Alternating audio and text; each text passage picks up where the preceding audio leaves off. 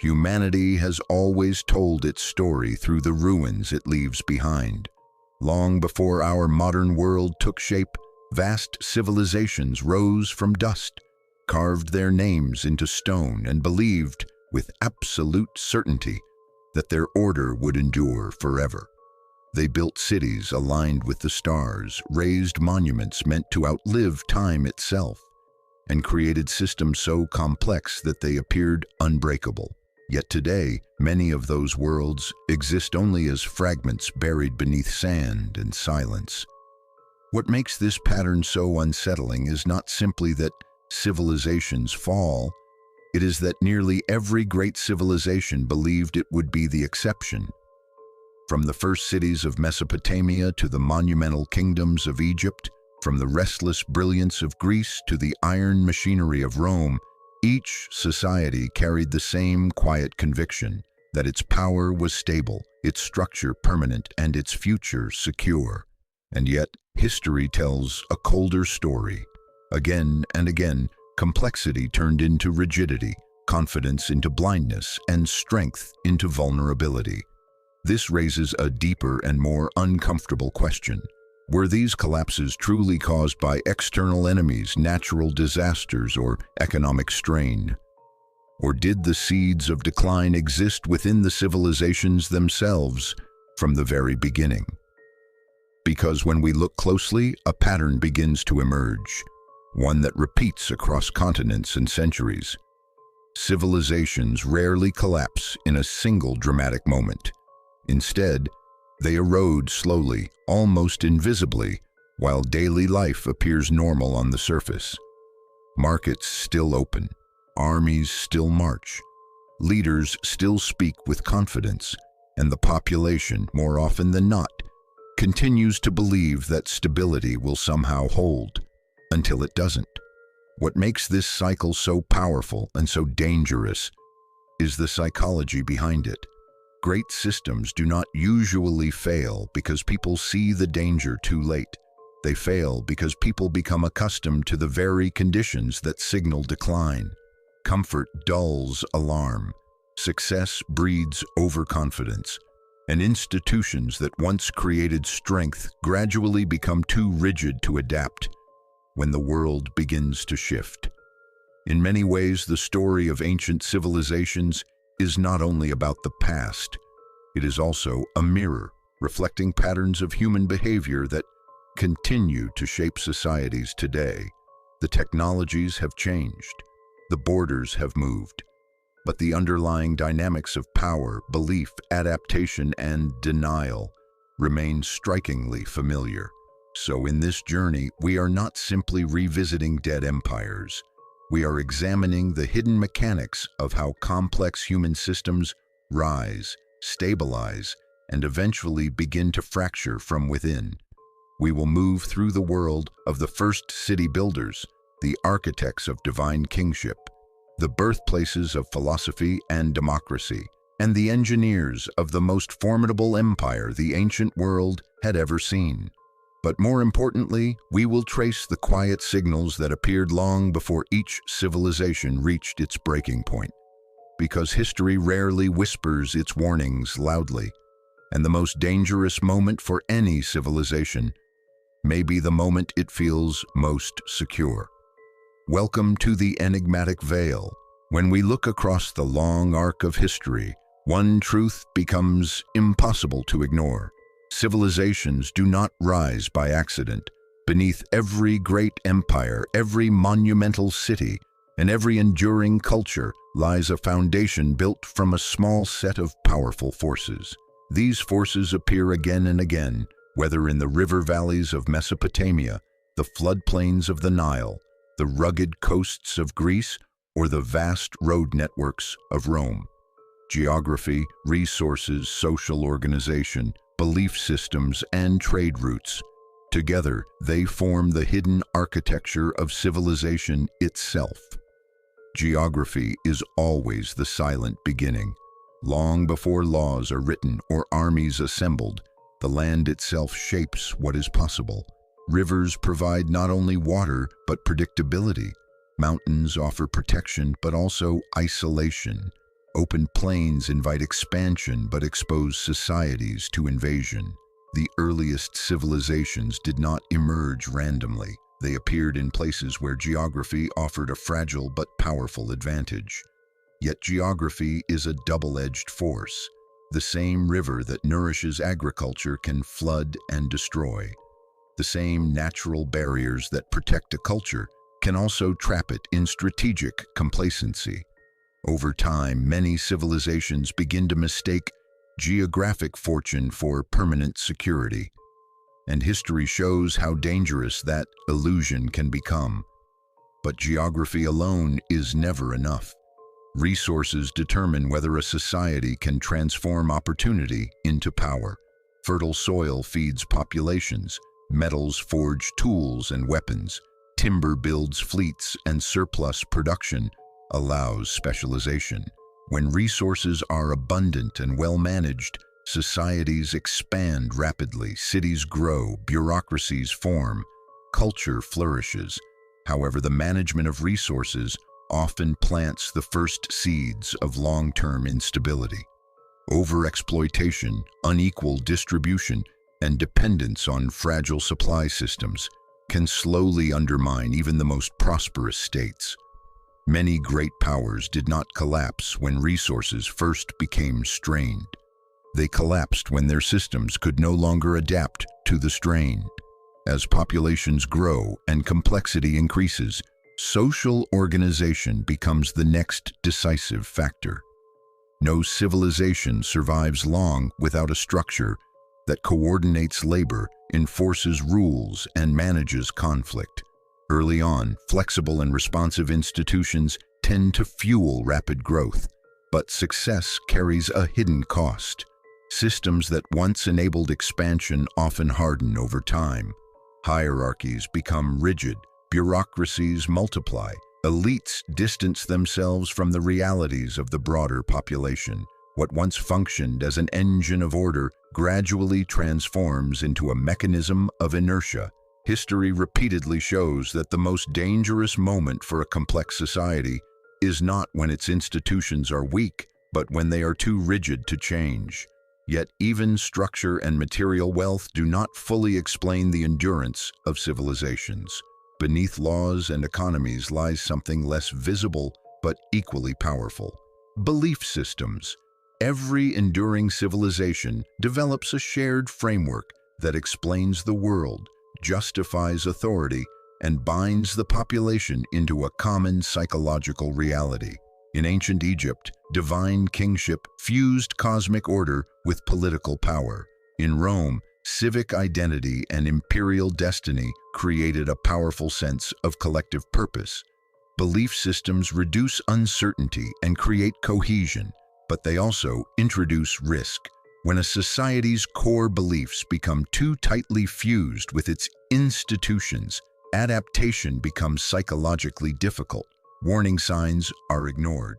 Dissent is reframed as disloyalty, and by the time reality forces change, the system often lacks the flexibility to respond. Finally, no civilization exists in isolation. Trade routes act as the circulatory system of the ancient world, moving not only goods but ideas, technologies, and cultural influences across vast distances. Control of trade can generate immense wealth and strategic advantage. It can transform regional powers into global ones. But connectivity also introduces vulnerability. The more complex and interdependent trade networks become, the more exposed a civilization is to disruption, whether from conflict, environmental shifts, or internal instability. Many societies reached their peak precisely when their networks were most expansive and most fragile. When we step back and view these forces together, a pattern begins to emerge. Civilizations rise when geography offers opportunity. Resources are abundant, social systems remain adaptive, belief structures unify rather than blind, and trade networks expand without becoming dangerously overextended. But over time, the balance shifts. Advantages harden into assumptions. Flexibility gives way to rigidity, confidence slowly transforms into systemic blindness. Mesopotamia, the first cities long before empires stretched across continents, before marble temples crowned distant capitals, and before history was carved into monumental stone, there was Mesopotamia, the land between the rivers. Here, in the fertile plains shaped by the Tigris and Euphrates, humanity crossed one of its most important thresholds. For the first time in recorded history, scattered human communities began to gather, concentrate, and organize themselves into something entirely new: the city. This transformation did not happen overnight. For thousands of years, human groups had lived in small, mobile communities, adapting constantly to the rhythms of nature. But Mesopotamia offered a rare and powerful opportunity. The rivers flooded seasonally, depositing rich layers of fertile soil. With careful irrigation and coordinated labor, agriculture could produce reliable surpluses. And surplus, more than any single invention, is what made civilization possible. Once food production exceeded immediate survival needs, human society began to change in profound ways. Populations grew, labor specialized. Some people farmed, others built, others administered, and others recorded. Gradually, the first true urban centers emerged, places like Uruk, Ur, and Lagash. These were not merely large villages. They were complex organisms, dense with hierarchy, coordination, and emerging systems of control. Uruk, in particular, stands as one of the earliest and most striking examples of this transformation. By around 3000 BCE, it had grown into a sprawling urban landscape with monumental architecture, organized districts, and one of humanity's most revolutionary inventions: writing. What began as simple accounting marks on clay tablets evolved into cuneiform, a system that allowed information, laws, transactions, and eventually stories to outlive the human voice. Writing did more than preserve memory. It changed power itself. For the first time, authority could be recorded, standardized, and projected across distance and time. Bureaucracy was born. Administration became more precise. Control became more scalable. And with each layer of complexity, Mesopotamian cities grew more sophisticated, but also more structurally fragile. Because the rise of the first cities brought with it a new kind of pressure. Dense populations required constant resource management. Irrigation systems demanded coordination and maintenance. Food surpluses had to be protected, stored, and redistributed. Social hierarchies deepened. Elites emerged. Priesthoods gained influence. Kingship began to crystallize. What had once been flexible human communities were slowly transforming into tightly managed systems. And with this transformation came a psychological shift that would echo throughout all later civilizations. The city created not only physical concentration, but mental centralization. People began to see order as something constructed, something that required constant oversight and authority. The idea that stability depended on structured control took root here, in the mud-brick cities of Mesopotamia. Yet even at its height, the Mesopotamian world carried within it the seeds of long-term vulnerability. The same irrigation that fed the fields gradually increased soil salinity in some regions. Competition between neighboring city-states led to near-constant conflict. Political authority often shifted violently. Environmental stress, warfare, and internal strain created cycles of rise and decline that repeated across centuries. No single collapse ended Mesopotamian civilization. Instead, it experienced waves of fragmentation, consolidation, and renewal. This pattern is crucial because Mesopotamia teaches us that civilization does not simply rise and fall in one clean arc. It pulses, it strains, it adapts, until adaptation becomes harder than maintaining the illusion of stability. In many ways, the first cities achieved something extraordinary. They proved that humans could build complex, enduring systems capable of organizing tens of thousands of people. They created writing, formal law, large-scale administration, and urban life itself. But they also revealed a truth that would follow every great civilization that came after them. The more complex a system becomes, the more carefully it must balance control with flexibility. And in the quiet streets of the world's first cities, that delicate balance was already being tested. The birth of the first cities marked one of the most profound turning points in human history. For tens of thousands of years, human beings had lived in small, mobile groups, their survival tied closely to the rhythms of the natural world. But in the fertile lands of Mesopotamia, something irreversible began to unfold. Small agricultural settlements, once scattered and loosely organized, started to cluster, expand, and densify. Over generations, these settlements crossed an invisible threshold and became the world's first true cities. This transformation was not simply about population size. It represented a fundamental change in how human societies functioned. In early villages, social relationships were mostly personal and direct.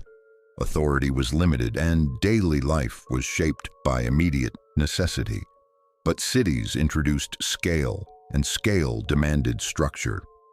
As urban populations grew into the tens of thousands, informal cooperation was no longer enough.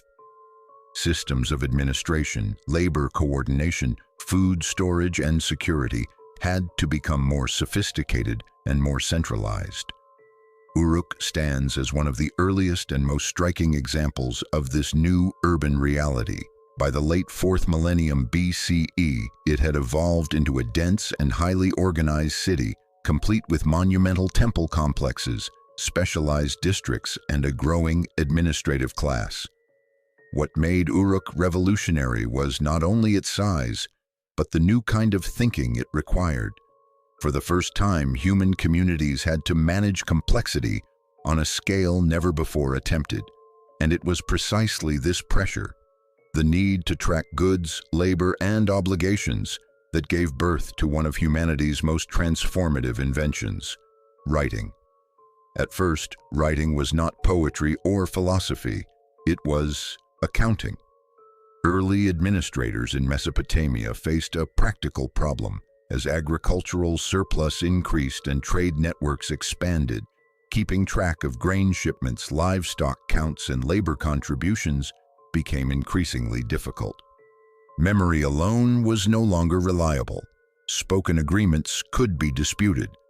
And in a system growing more complex by the year, uncertainty was dangerous. The solution emerged gradually. Simple clay tokens were first used to represent quantities of goods. Over time, these evolved into markings pressed onto wet clay tablets, pictographic symbols that could record transactions with far greater precision. By around 3200 BCE, these markings developed into what we now call cuneiform writing. This moment cannot be overstated, because writing did not merely record civilization, it accelerated it. Once information could be preserved outside the human mind, administration became more powerful and more scalable. Laws could be standardized, taxes could be tracked, authority could extend beyond immediate personal oversight. Knowledge could accumulate across generations rather than being lost with each passing lifetime. But writing also introduced a quieter, more subtle shift in human society. It created distance between power and people. Where earlier communities relied heavily on face-to-face trust and oral tradition, written systems allowed control to become more abstract and more institutional. Orders could be issued from afar. Records could define obligations impersonally. Bureaucracy, the quiet machinery of complex states, began to take shape. In many ways, the first cities and the first writing systems were born together because they solved the same problem: complexity. cities concentrated people. Writing concentrated information. And together, they made large-scale civilization possible. Yet they also introduced new vulnerabilities that would echo throughout history.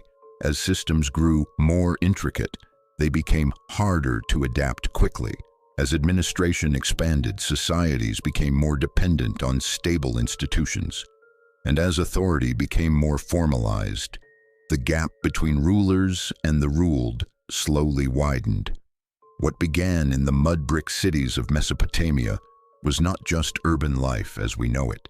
It was the beginning of a new human condition, one defined by organized complexity, recorded memory, and systems powerful enough to outlive the individuals who built them. And from that moment forward, history would never move slowly again. As the first cities expanded and populations grew denser, a new problem began to emerge, one that no amount of agriculture or architecture alone could solve. Complexity brings friction, and friction left unmanaged leads to instability. In the crowded urban environments of Mesopotamia, disputes over land, trade, labor, and social status became increasingly common. Informal customs and personal mediation were no longer sufficient to maintain order among tens of thousands of people who often had no direct relationship with one another. Out of this pressure, the earliest formal legal systems began to take shape. At first, law was closely intertwined with religious authority. Priests and temple institutions often served as arbiters of disputes, framing decisions as reflections of divine will.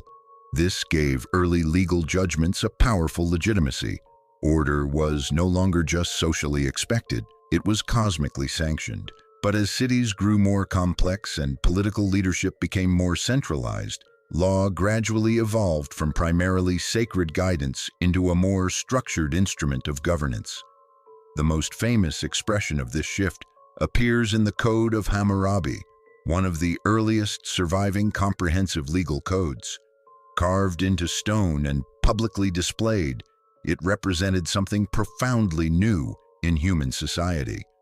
The idea that rules could be fixed, visible, and theoretically applied across an entire population.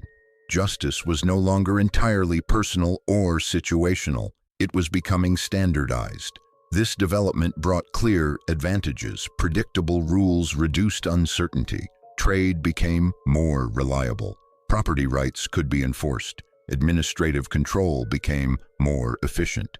In many ways, formal law was one of the key technologies that allowed early states to scale beyond small kin-based communities.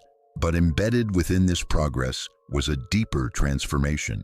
Law also became a tool of power consolidation. As legal systems grew more elaborate, they increasingly reflected and reinforced the existing social hierarchy. Penalties were often stratified by class. Elites enjoyed protections that common laborers did not. The language of justice created an appearance of universal order, but in practice it often stabilized unequal power structures. This dual nature of early law, both stabilizing and stratifying, would become a recurring pattern across civilizations. Alongside the formalization of law came another critical shift, the centralization of power.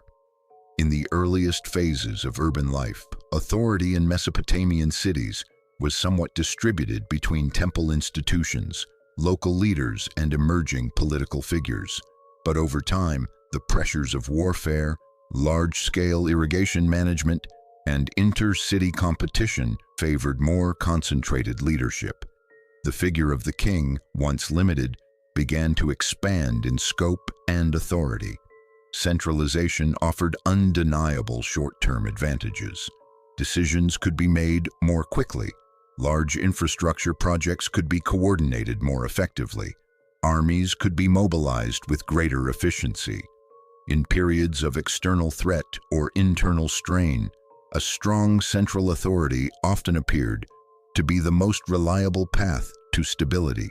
Yet history repeatedly reveals the long-term tension within centralized systems.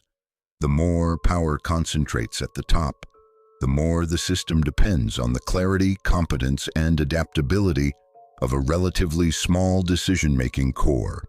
Feedback from the broader population becomes filtered. Local conditions become harder to perceive accurately from the center. Bureaucracies, once designed to improve efficiency, can begin to prioritize self-preservation over responsiveness. In Mesopotamia, this dynamic appeared early and often. Periods of strong centralized rule frequently alternated with fragmentation and regional autonomy. Empires formed, expanded, strained under their own administrative weight, and then fractured, only to be rebuilt again in new configurations. This pattern matters because the birth of legal systems and the centralization of power were not isolated administrative innovations. They were foundational shifts in how human societies manage scale, conflict, and complexity. They made large civilizations possible.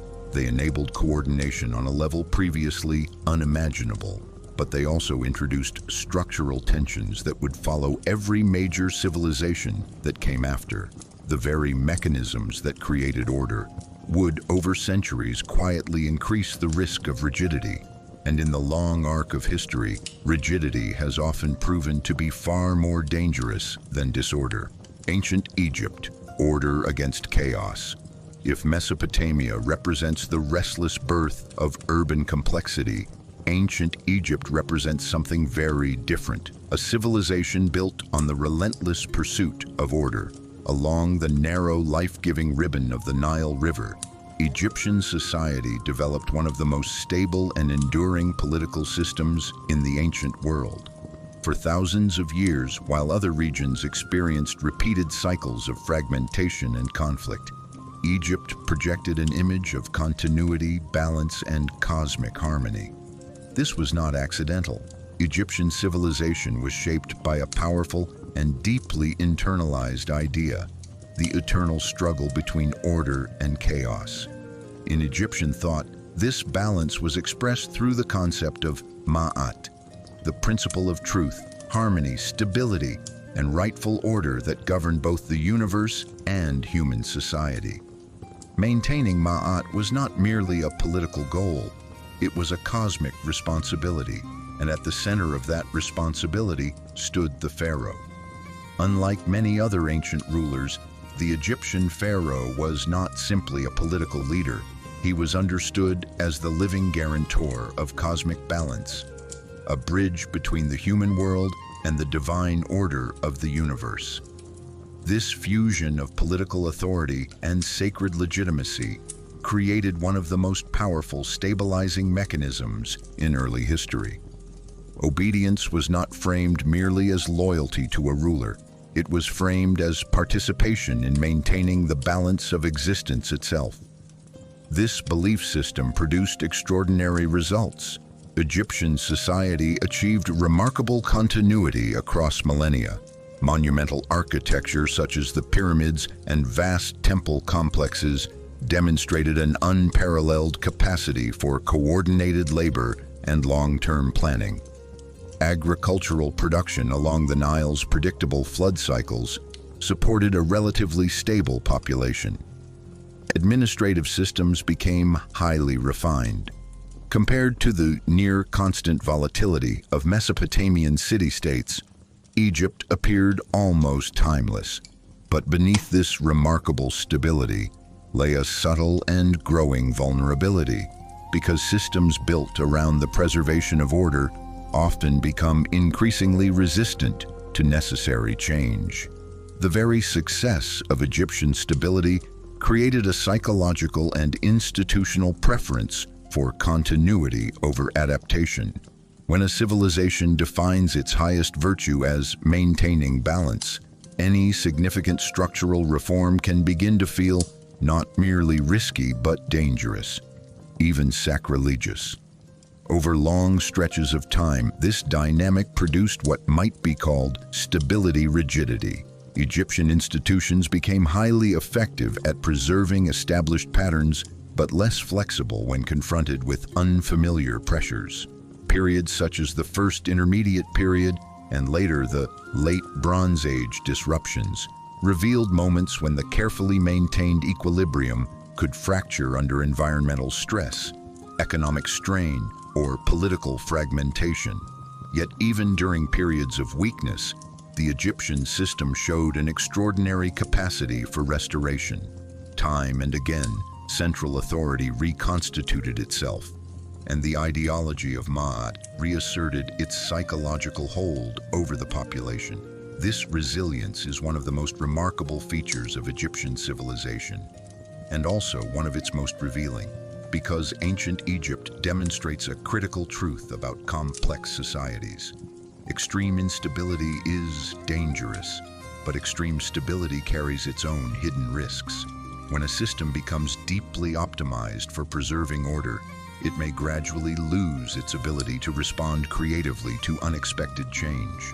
Warning signs can be interpreted as temporary disturbances rather than structural threats.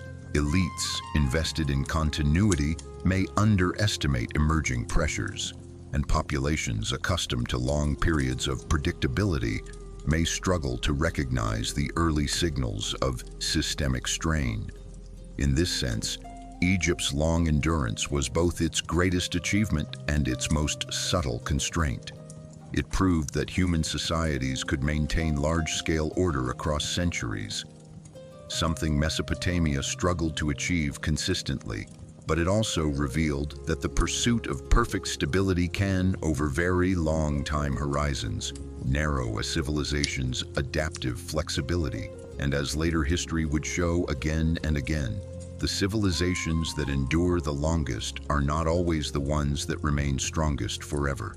Sometimes, they are simply the ones that take longer to realize the balance has begun to shift. At the very heart of ancient Egypt's extraordinary stability stood one of the most powerful political innovations in human history, the pharaonic system.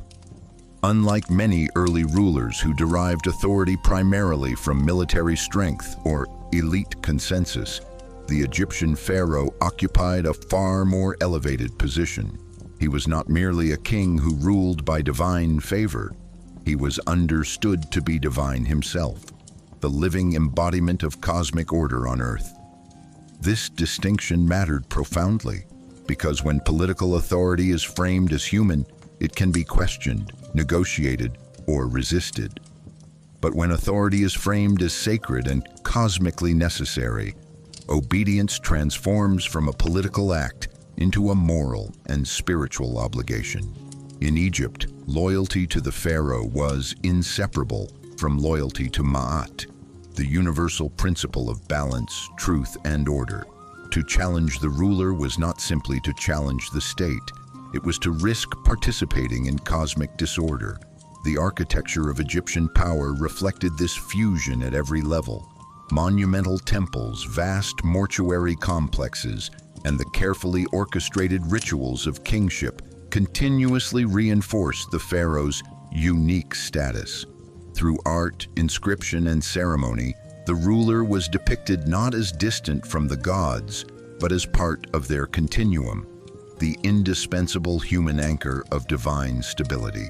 This system created one of the most psychologically effective forms of centralized authority the ancient world had ever seen. Because divine kingship solved a critical problem that many early states struggled with: legitimacy at scale. In large, complex societies, rulers must convince vast populations, many of whom will never see the ruler directly, that the existing order is natural, necessary, and beneficial. Egypt achieved this not primarily through constant coercion, but through a deeply internalized belief structure. The population did not simply obey the pharaoh out of fear. Many obeyed because the system made obedience feel cosmically correct. However, the very strength of this model contained an important structural tension. When authority is heavily personalized and sacralized, the stability of the entire system becomes closely tied to the perceived strength and competence of the ruler. Strong pharaohs could reinforce unity, coordinate massive projects, and maintain the illusion of eternal order. But periods of weak leadership exposed the system's underlying fragility. Without the full psychological weight of a commanding divine figure, administrative coherence could begin to loosen. Regional elites could grow more autonomous, and the carefully maintained image of unbreakable order could start to crack. This dynamic became especially visible during Egypt's intermediate periods, when central authority weakened and the ideological aura surrounding kingship temporarily dimmed. These moments reveal an important truth about highly centralized sacred systems. Their greatest strength, unified legitimacy, can also become their greatest vulnerability when continuity is disrupted. Yet for remarkable stretches of time, the Egyptian model worked with extraordinary effectiveness. The fusion of divine authority, bureaucratic administration, agricultural predictability, and cultural continuity produced one of the longest-lasting state structures in the ancient world. Few civilizations maintained such a strong sense of civilizational identity across millennia, and still, beneath the surface of this apparent permanence, the same quiet question lingered, one that echoes across many complex societies in history. What happens when a system becomes so committed to preserving order that it becomes less able to recognize when the world around it is beginning to change? In ancient Egypt, the pharaonic system demonstrated the immense stabilizing power of sacred authority, but it also offered an early glimpse into a recurring historical pattern. When political legitimacy becomes deeply intertwined with cosmic certainty, adaptation can become psychologically difficult. And over very long stretches of time, even the most divinely sanctioned systems must eventually confront the reality that order, no matter how carefully maintained, is never truly permanent. One of the most striking psychological features of ancient Egypt was its deep and persistent obsession with stability. While many neighboring civilizations experienced frequent political upheaval, shifting city alliances, and rapid institutional change, Egypt developed a civilizational mindset that placed extraordinary value on continuity. Stability was not simply desirable, it was sacred. The preservation of order was seen as the highest collective responsibility, woven into religion, governance, and daily life. This obsession did not emerge randomly. It was reinforced constantly through the ideology of Ma'at, the divine principle of balance and cosmic harmony. Every successful Nile flood, every orderly succession of power, every completed harvest cycle appeared to confirm the same reassuring message: the system was working. Over generations, this produced a powerful psychological feedback loop. The longer stability persisted, the more natural and permanent it began to feel. But civilizations rarely express their deepest values only through words. They express them through stone. Nowhere is Egypt's stability mindset more visible than in its monumental architecture. The pyramids, vast temple complexes, colossal statues, and carefully aligned necropolises were not merely displays of wealth or engineering skill. They were physical declarations of permanence. Each massive structure communicated the same quiet message across the landscape.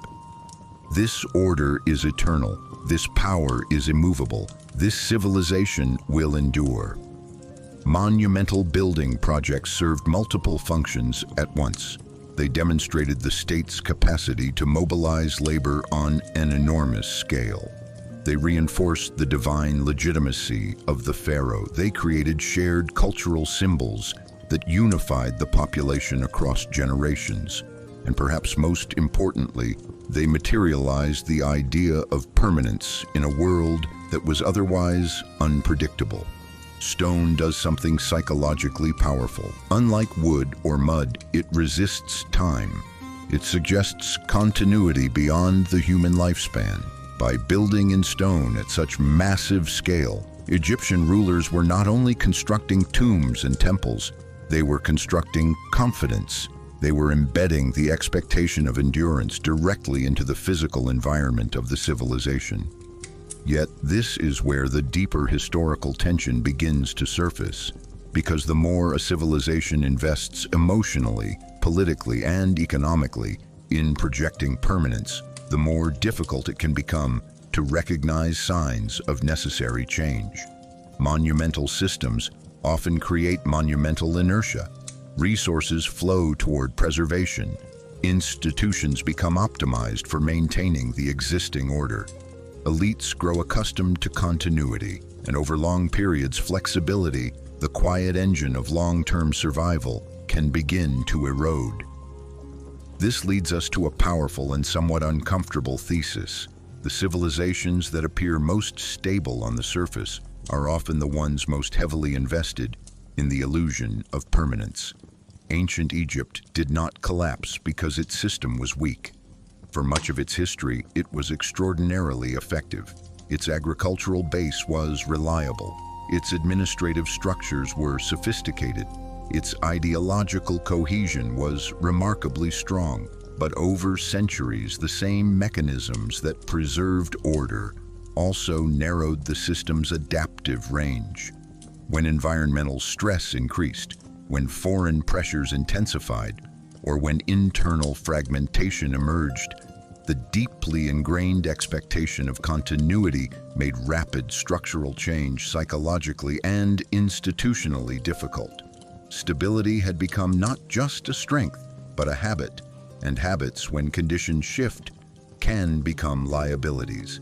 In this way, Egypt offers one of history's clearest demonstrations of a recurring civilizational paradox. The drive to make order permanent can produce extraordinary endurance. But the stronger the illusion of permanence becomes, the harder it is for a system to recognize the moment when adaptation is no longer optional.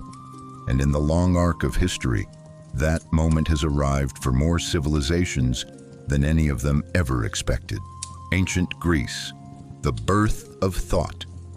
If Egypt mastered the art of preserving order, ancient Greece introduced something far more unpredictable into human history: the systematic questioning of reality itself. Scattered across rugged coastlines, mountainous peninsulas, and island networks, the Greek world never formed a single unified empire in its early phases. Instead, it developed as a constellation of independent city-states, each experimenting, competing, and evolving in relative proximity. And from this fragmented landscape emerged one of the most transformative developments in human civilization: the birth of critical thought. Geography played a subtle but decisive role in this shift. Unlike the centralized river civilizations of Mesopotamia and Egypt, Greece's broken terrain made large-scale political unification difficult. Valleys were isolated by mountains. Communities developed strong local identities. Trade flowed across the Mediterranean, exposing Greek societies to a wide range of foreign ideas and cultural influences. This environment rewarded adaptability, debate, and experimentation rather than rigid continuity. Over time, a remarkable intellectual culture began to take shape. In the marketplaces of Athens, in the academies of philosophers, and in the competitive political assemblies of the polis, Greeks developed a habit that would fundamentally alter the trajectory of Western thought. They asked why. Not only why crops failed or why enemies attacked, but why the universe functioned as it did, why laws should be obeyed, why justice mattered, and why human beings behaved the way they did. This shift from myth-based explanation toward rational inquiry did not happen instantly, nor did it fully replace traditional belief systems, but it introduced a new cognitive posture into civilization. Reality was no longer only something to be accepted or preserved. It became something to be examined, debated, and, in some cases, challenged. The emergence of early philosophers marked a critical turning point. Thinkers began searching for underlying principles that governed nature and society. Some looked to mathematics and geometry. Others examined ethics, politics, and the structure of knowledge itself. The famous method of relentless questioning, later associated with Socratic dialogue, reflected a deeper cultural transformation.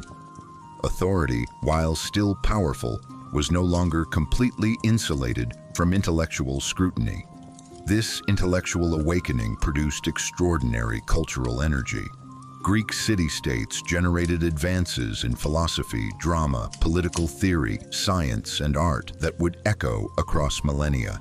The concept of citizenship evolved. Early forms of participatory governance appeared in places like Athens. Public debate became a central feature of political life. But the Greek achievement also carried a structural tension that history would reveal repeatedly.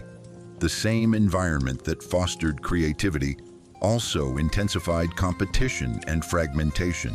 Independent city-states developed strong internal identities, but struggled to maintain lasting unity. Alliances shifted, rivalries deepened. Periods of cooperation were often followed by devastating conflicts, most notably the Peloponnesian War, which exhausted many of the most powerful Greek polities. This pattern highlights an important civilizational trade-off. Societies that encourage open inquiry and decentralized political energy often generate remarkable bursts of innovation, but they may also face greater difficulty maintaining long-term, large-scale cohesion, especially when external pressures mount. Ancient Greece did not fail because it lacked brilliance. In many respects, it was one of the most intellectually dynamic cultures the world had ever seen. Its ideas would profoundly shape later Roman governance, Renaissance thought, and modern philosophical traditions. But its political fragmentation made sustained unified power difficult to maintain. In this sense, Greece revealed another recurring historical dynamic. Extreme stability can produce rigidity, but extreme dynamism can produce fragmentation, and the long story of civilization often unfolds in the unstable space between those two forces, between the desire to preserve order and the equally powerful impulse to question it.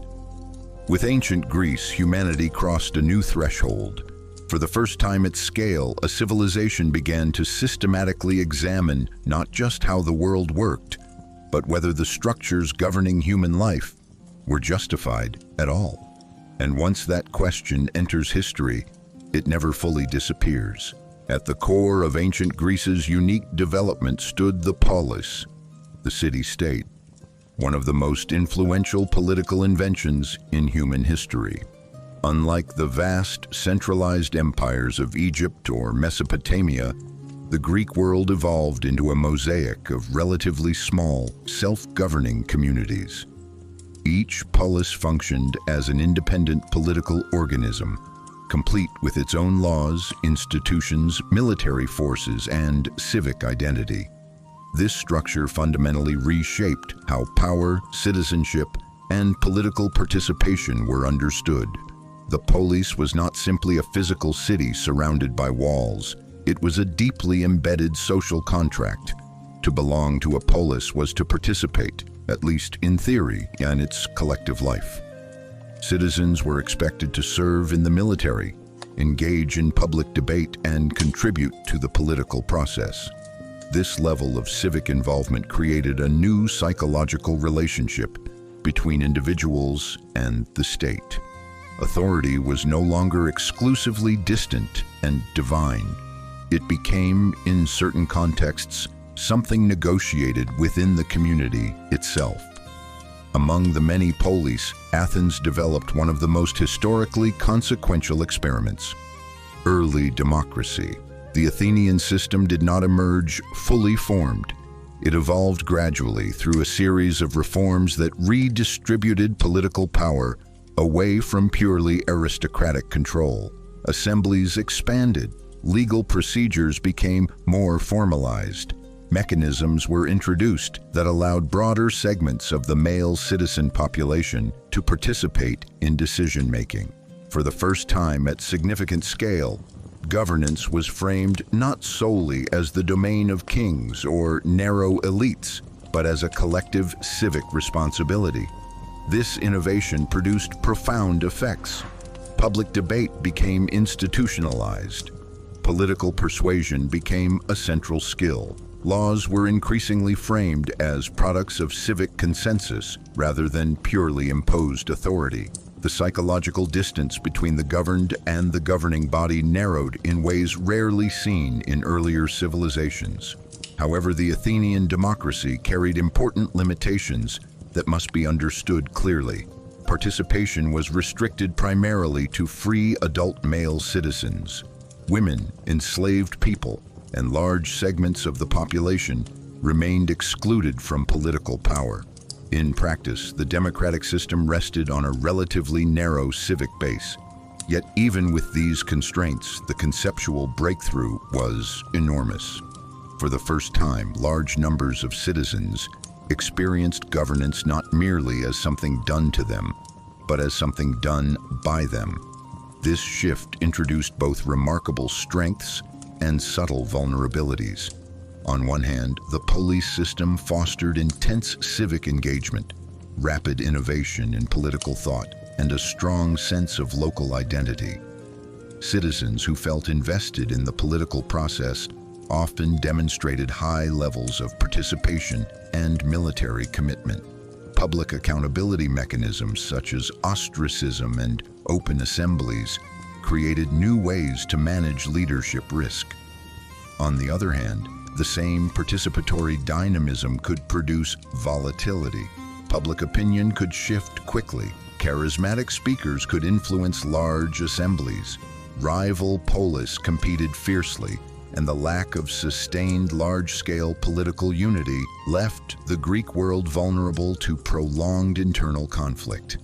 The Peloponnesian War exposed many of these tensions. Democratic Athens and oligarchic Sparta, along with their respective allies, became locked in a prolonged and exhausting struggle that weakened the broader Greek system. Political experimentation had generated extraordinary intellectual and cultural vitality, but it had not solved the enduring problem of stable, large-scale coordination. This reveals another recurring pattern in the history of complex societies.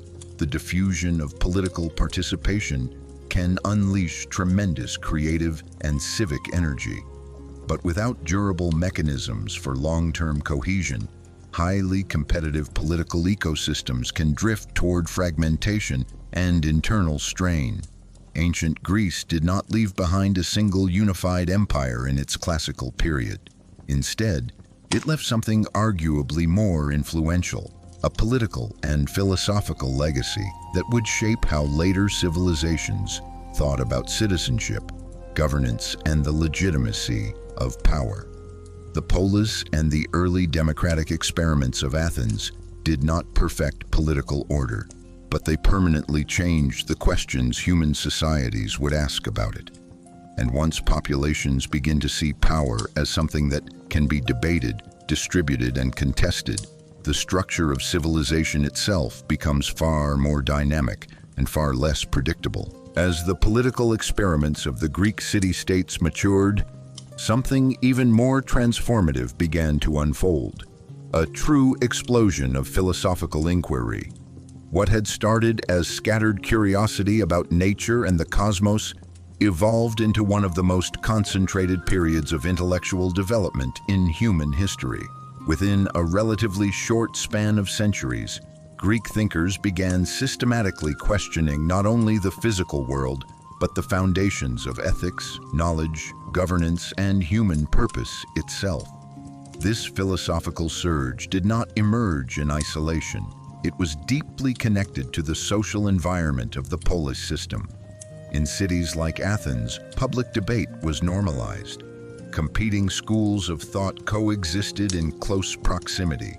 Teachers, rhetoricians, mathematicians, and philosophers operated in a culture that increasingly valued argument, persuasion, and intellectual distinction. The absence of a single, unchallenged ideological authority created fertile ground for conceptual experimentation. Thinkers began to ask increasingly dangerous questions. What is justice, really? What makes a law legitimate? Is power naturally just or merely enforced? Can truth be discovered through reason alone? These were not merely abstract exercises. They quietly reshaped how segments of Greek society understood authority itself. When individuals begin examining the foundations of law, morality, and political legitimacy, the psychological stability of any system becomes more complex to maintain. The flowering of philosophy brought extraordinary achievements. Advances in logic, ethics, political theory, mathematics, and natural philosophy laid intellectual foundations that would influence civilizations for millennia. The Greek world became, for a time, one of the most intellectually dynamic regions on Earth. But intellectual dynamism carries structural side effects. The same environment that encouraged open inquiry also intensified internal division. Greek city-states, already politically fragmented, became further strained by competing interests, rival alliances, and ideological tensions. Democratic and oligarchic factions clashed within cities. Poleis competed fiercely for regional influence. Strategic cooperation proved difficult to sustain over long periods. The Peloponnesian War revealed just how fragile the Greek balance had become. What began as a rivalry between Athens and Sparta escalated into a prolonged systemic conflict that exhausted resources, destabilized alliances, and weakened the broader Greek world. The intellectual brilliance of Greece did not disappear, but its political cohesion deteriorated. This juxtaposition is historically revealing. Greece demonstrates that high intellectual development does not automatically produce political stability. In fact, under certain conditions, intense competition, open ideological contestation, and decentralized political energy can amplify fragmentation, if not balanced by durable coordinating structures. Over time, the Greek world entered a phase where internal division made it increasingly vulnerable to external consolidation. When Macedon rose under Philip II and later Alexander, the previously independent Poleis were no longer in a position to maintain collective resistance. The age of the fully autonomous classical city-state began to fade. Yet the legacy of the Greek philosophical explosion did not vanish with political autonomy. If anything, its long-term influence only expanded. Greek thought would travel through Roman institutions, Islamic scholarship, Renaissance humanism, and eventually into the intellectual frameworks of the modern world. In this sense, ancient Greece offers one of history's most fascinating civilizational paradoxes. Its political fragmentation limited its long-term unified power. But its intellectual fragmentation unleashed ideas powerful enough to outlive empires. And this raises a deeper, more unsettling pattern that echoes far beyond the ancient Mediterranean. The societies that think the most deeply about power often become the ones that struggle most to stabilize it. Because once a civilization teaches its people to question everything, including authority itself, the balance between innovation and cohesion becomes permanently delicate. And in that delicate space, both brilliance and fracture can grow side by side. Rome, the machinery of power. If Greece gave the world the language of philosophy, Rome built the most formidable political machine the ancient world had ever seen. Where the Greek city-states thrived on intellectual dynamism but struggled with lasting unity, Rome developed something different, a system optimized for expansion, integration, and long-term control. It was not merely Rome's armies that made it powerful.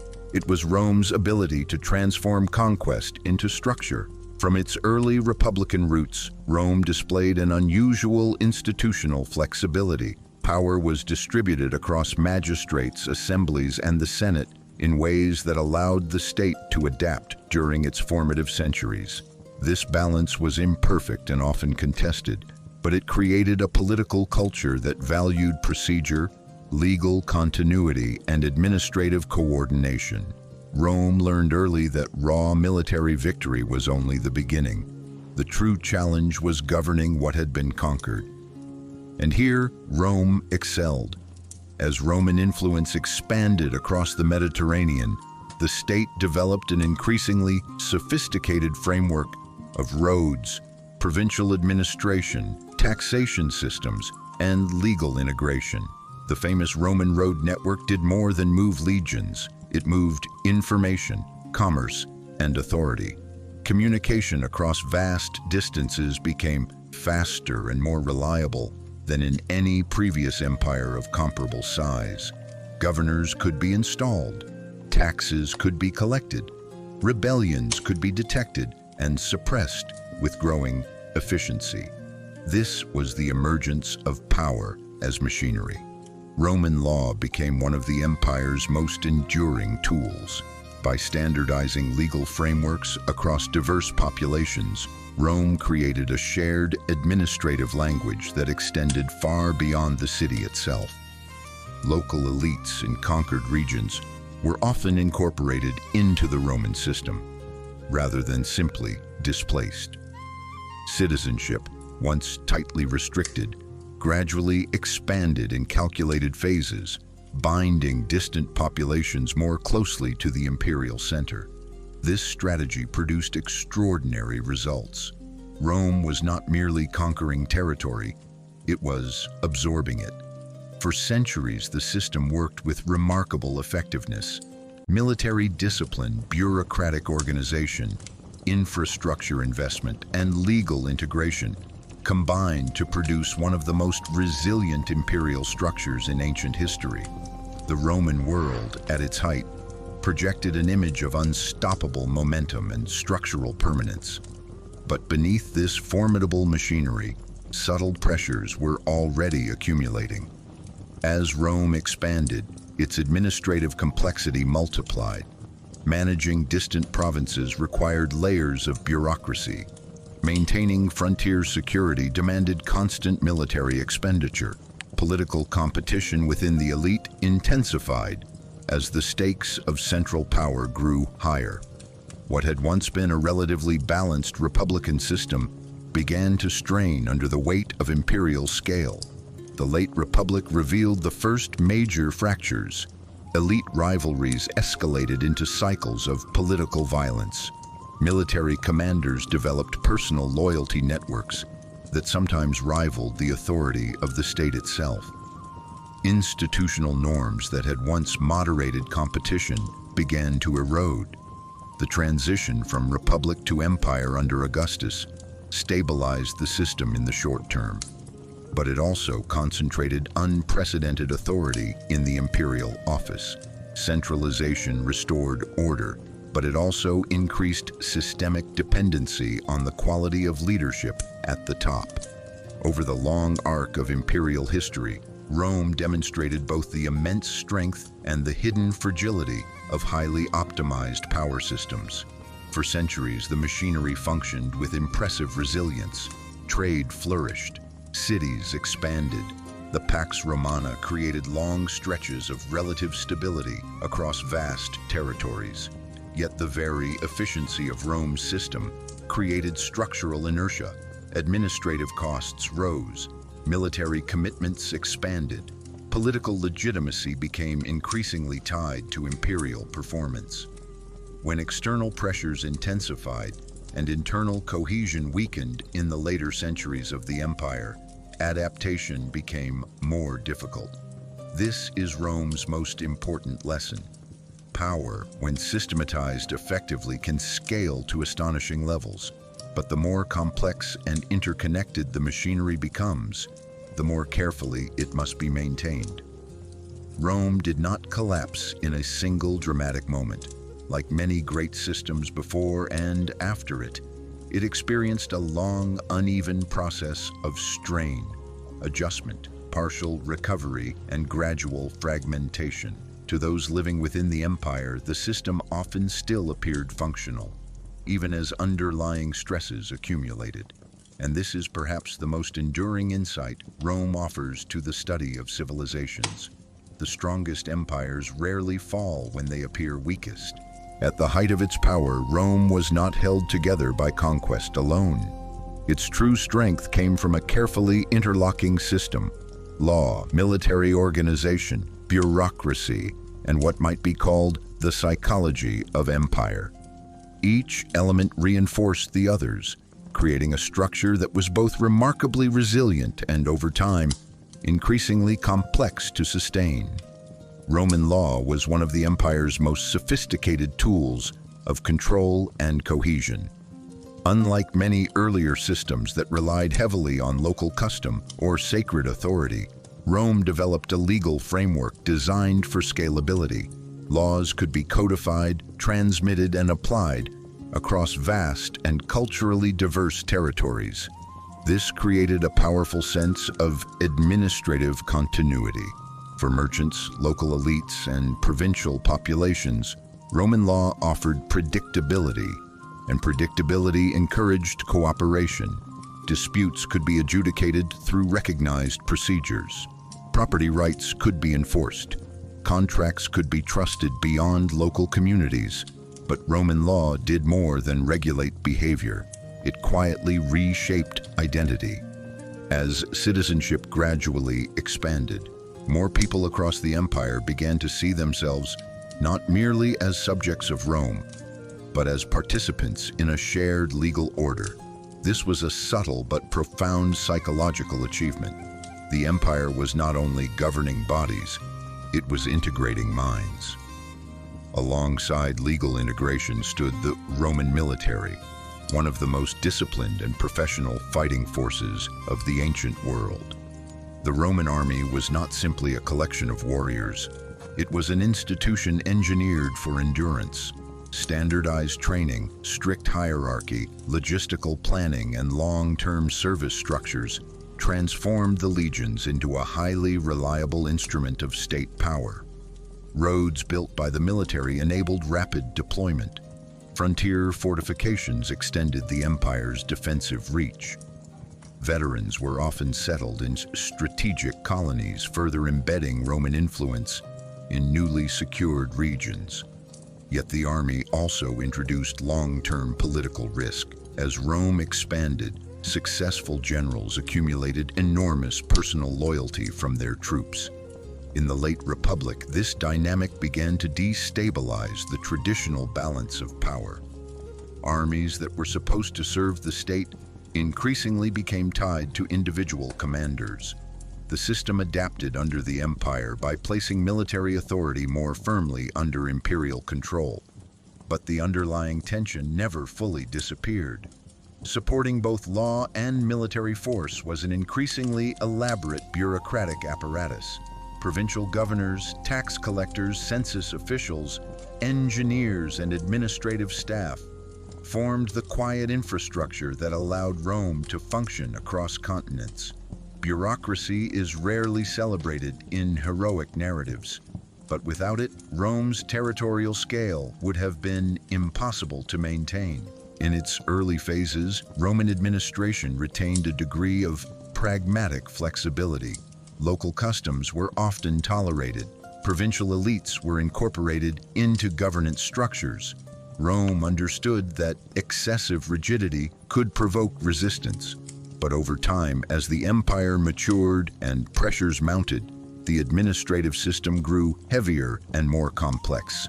Layers of oversight multiplied. Fiscal demands increased. Maintaining cohesion across such a vast structure required ever greater institutional effort. Beneath all of this, law, army, bureaucracy, lay something less visible but equally powerful: the psychology of empire. Rome cultivated an image of inevitability. Through triumphal architecture, public rituals, coinage, and imperial messaging, the state projected a narrative of permanence and universal order. The Pax Romana was not only a geopolitical reality, it was a psychological environment.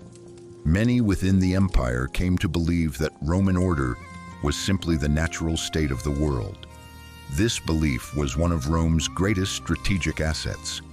When populations internalize the legitimacy and durability of a system, overt coercion becomes less necessary.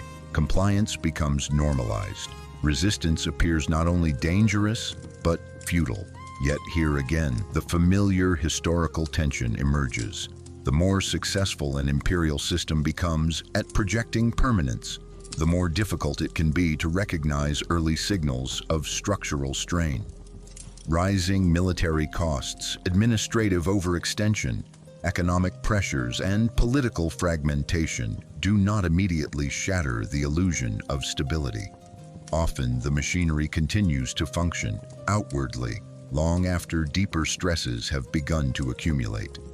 Rome's power system was, in many respects, one of the most sophisticated ever constructed in the ancient world. It integrated law, force, administration, and psychology with extraordinary effectiveness. But it also demonstrated a recurring civilizational truth. Rome did not fall because it was weak. In many ways, Rome became the victim of the very strengths that had once made it unstoppable. At its height, the empire possessed unmatched military reach, sophisticated legal integration, vast infrastructure networks, and a deeply internalized imperial identity. For centuries, this system functioned with remarkable effectiveness. Expansion generated wealth. Wealth funded the army secured the borders protected the economy. It was a powerful feedback loop, but systems built for continuous success often struggle when the environment begins to change. Rome's early expansion had been fueled by flexibility, political, military, and administrative. The Republic adapted quickly. Institutions evolved under pressure. Local elites were incorporated rather than simply crushed. But as the empire grew larger and more complex, success gradually hardened into structure. What had once been adaptive mechanisms became entrenched habits. And habits, when scaled across continents, are notoriously difficult to reform. One of Rome's greatest strengths, territorial expansion, quietly transformed into one of its heaviest burdens. Vast frontiers required constant military presence. Garrisons stretched from Britain to the Near East. Logistics became increasingly expensive. Each new conquest added not only wealth, but also long-term administrative and defensive obligations. Over time, the cost of maintaining the empire began to rise faster than the benefits of expanding it. At the same time, political centralization, which had stabilized Rome after the chaos of the late Republic, introduced a new form of vulnerability. Imperial authority became heavily concentrated in the figure of the emperor. Strong rulers could hold the system together with impressive efficiency, but weak, short-lived, or contested leadership at the top could ripple instability throughout the entire structure. The empire had traded some of its early flexibility for centralized coherence, and that trade-off grew more consequential with each passing century. Economic pressures compounded the strain. Military expenditures rose. Administrative costs multiplied. Currency debasement and taxation pressures increased in various periods. While the empire remained enormously wealthy in absolute terms, the balance between income and structural obligation became more delicate. Large systems rarely collapse because they are suddenly poor. They struggle when their cost of stability becomes progressively harder to sustain. Yet perhaps the most subtle factor was psychological. For generations, Romans had internalized the idea of imperial permanence. The Pax Romana had lasted so long that stability itself began to feel natural, almost guaranteed. When warning signs appeared, frontier pressure, political turbulence, fiscal strain, they often emerged gradually rather than catastrophically. The machinery still functioned, cities still prospered, trade still moved. To many living within the system, the empire still looked strong. And this is where Rome's deepest vulnerability emerged. because the most dangerous phase for a complex power system is often not visible collapse. It is slow systemic overextension combined with institutional rigidity. Rome's administrative and military networks had become extraordinarily sophisticated, but also increasingly heavy to maintain. Adaptation became slower. Structural reforms became politically difficult. Regional pressures accumulated unevenly across the empire. By the time the Western Roman Empire entered its final centuries of fragmentation, the system was not simply failing in one place. It was straining across multiple fronts simultaneously: military, fiscal, administrative, and political. No single blow ended Rome. Instead, it experienced what many large systems do: a long, uneven process of degradation masked by periods of apparent recovery. This is the paradox at the heart of Rome's story. Its military success created vast obligations. Its administrative sophistication created structural weight. Its political centralization created leadership dependency, and its long stability created psychological overconfidence. Rome was not destroyed by one enemy or one mistake. It was gradually overtaken by the accumulated cost of maintaining the very system that had once made it dominant. And in that sense, Rome leaves behind one of history's most enduring warnings. The greatest powers rarely collapse because they are suddenly weak, but because they become too optimized for the world that made them strong, and too slow to adapt when that world begins to change. The pattern of collapse. When we step back from the details of individual civilizations, from the river cities of Mesopotamia to the ordered kingdoms of Egypt, from the restless brilliance of Greece to the vast machinery of Rome, a striking pattern begins to emerge. Despite their differences in geography, culture, and political structure, many complex societies follow a surprisingly similar trajectory. Civilizations rarely collapse in sudden, dramatic moments of visible weakness.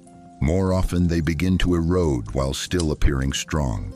This is the pattern of collapse. It usually begins not with failure, but with success. Periods of expansion, stability, and prosperity create confidence. Systems that function well over long stretches of time gradually become institutionalized. Procedures harden, hierarchies solidify. The very mechanisms that once enabled growth become optimized for preservation rather than adaptation. At first, this shift is almost invisible. Administrative systems grow more complex. Military commitments expand incrementally. Economic networks become more interconnected and more fragile.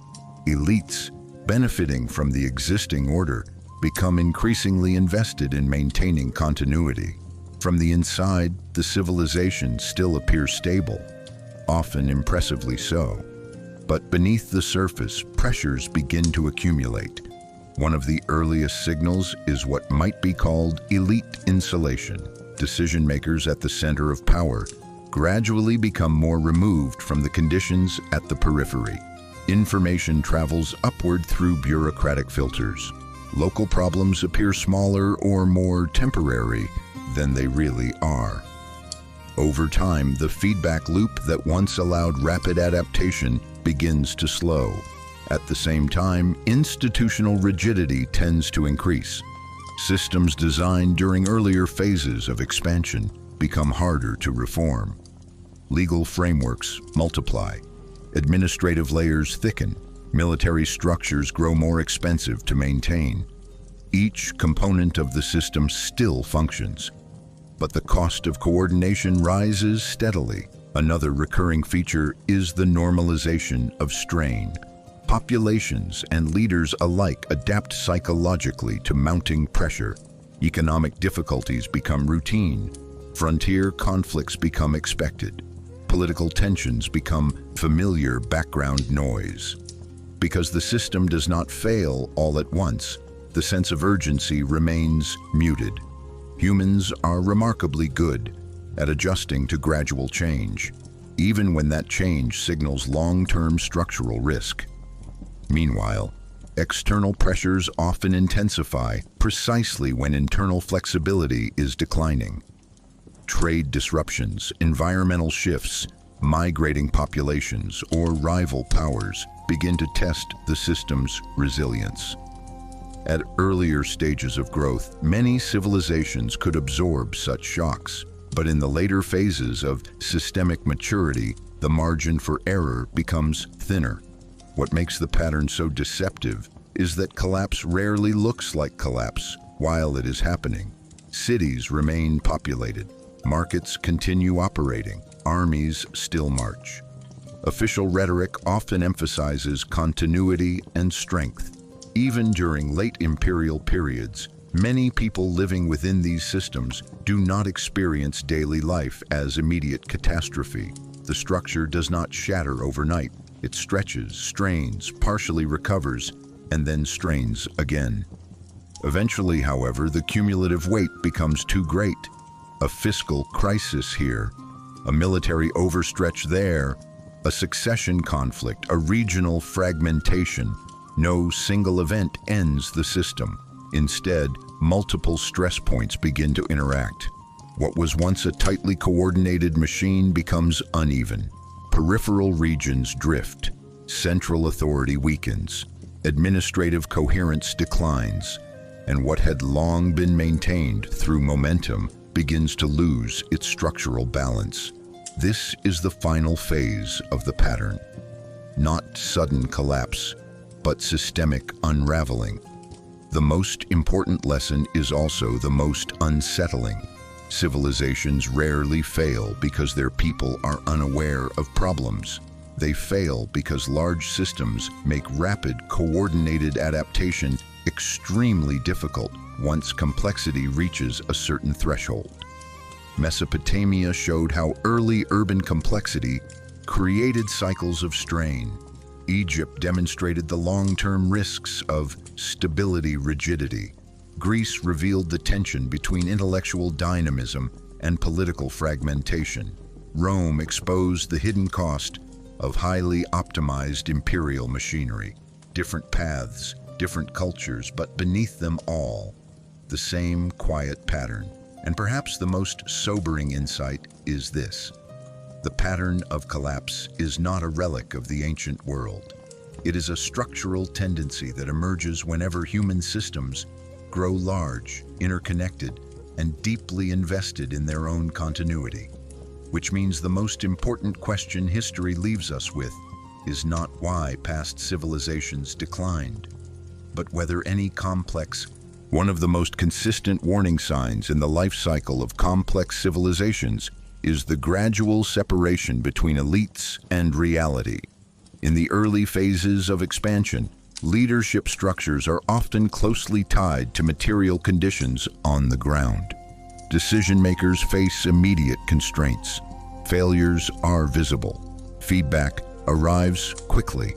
Under these conditions, adaptation tends to be faster and more pragmatic, but success changes the environment.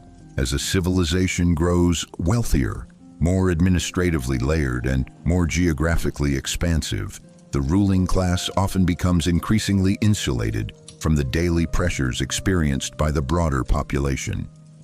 Information begins to move through longer bureaucratic chains. Advisors filter what reaches the center. Institutional culture starts to reward stability and continuity rather than uncomfortable warnings. This process is rarely intentional. It is structural. Over time, elites begin to operate inside a carefully maintained informational environment, one that reflects how the system is supposed to function, not always how it is actually functioning. Local crises are framed as temporary disturbances. Economic strain is interpreted as cyclical. Frontier instability is treated as manageable. Because the core machinery still appears intact, the overall system continues to project confidence. This is the moment when perception begins to diverge from reality. History shows that many advanced societies do not collapse because their leaders see the danger clearly and choose to ignore it. They struggle because the complexity of the system makes accurate situational awareness increasingly difficult at the highest levels of power. The larger and more sophisticated the administrative network becomes, the more layers information must pass through before reaching those who make strategic decisions.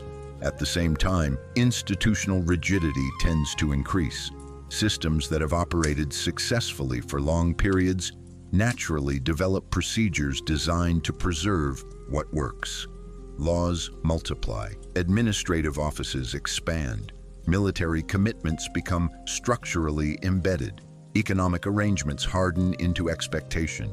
Each layer of stability makes the system more predictable in the short term, but also less flexible in the long term.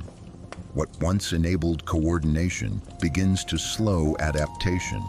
Reforms become politically expensive. Structural changes threaten established interests. Bureaucracies designed originally to manage complexity begin to prioritize procedural continuity over rapid response. Even when warning signs become visible at the periphery, the center often responds incrementally rather than decisively. This dynamic creates a dangerous feedback loop. The more elites rely on the apparent stability of the system, the more the system's internal inertia grows. And the more rigid the system becomes, the harder it is to implement the kind of structural adjustments that earlier, more flexible phases of the civilization handled with relative ease. Importantly, this phase rarely feels like imminent collapse to those living within it. Cities remain active, institutions continue operating, revenue still flows, military forces remain formidable. From the inside, the system often still appears strong, sometimes even at its peak of outward sophistication. This is precisely what makes the pattern so historically persistent and so difficult to interrupt. Because by the time the gap between elite perception and structural reality becomes unmistakable, the cost of rapid adaptation is often extremely high. Across Mesopotamia, Egypt, Greece, and Rome, the details differ, but the underlying mechanism appears again and again. As complexity rises, elites tend to become more informationally distant. As stability persists, systems tend to harden. And once rigidity reaches a certain threshold, even relatively manageable shocks can begin to propagate more widely through the structure. This is not the moment of collapse itself. It is the phase when the system becomes quietly vulnerable to shocks it once could have absorbed. And in the long arc of history, civilizations rarely fail because they were always fragile. They fail because the very success that made them strong gradually made them less able to see and less able to adapt when the environment around them began to change. History rarely ends with the sound of a single collapse. Empires do not usually vanish in one dramatic night, nor do civilizations suddenly wake to find their world gone. More often, decline unfolds quietly, through small adjustments, delayed responses, and systems that continue to function just well enough to postpone alarm. Mesopotamia showed us the birth of complexity. Egypt revealed the power and risk of stability. Greece ignited the fire of questioning thought. Rome perfected the machinery of organized power. Different cultures, different geographies, different destinies, and yet, beneath them all, the same structural tension continued to surface. Civilizations rise when they are adaptive, flexible, and closely connected to reality. They begin to strain when success hardens into assumption. And they become vulnerable when systems grow so confident in their own stability that they stop noticing the cost of maintaining it. What makes this pattern so unsettling is not that past empires failed. It is how familiar the pattern remains. Large systems still expand. Institutions still harden. Elites can still become insulated, and populations, more often than not, continue living their daily lives while structural pressures quietly accumulate beneath the surface. History does not repeat in perfect detail, but it does repeat in recognizable rhythms. The lesson of the ancient world is not that collapse is inevitable. Civilizations are remarkably resilient. They adapt, reform, and recover more often than they disappear. But resilience has limits, and complexity always carries a price.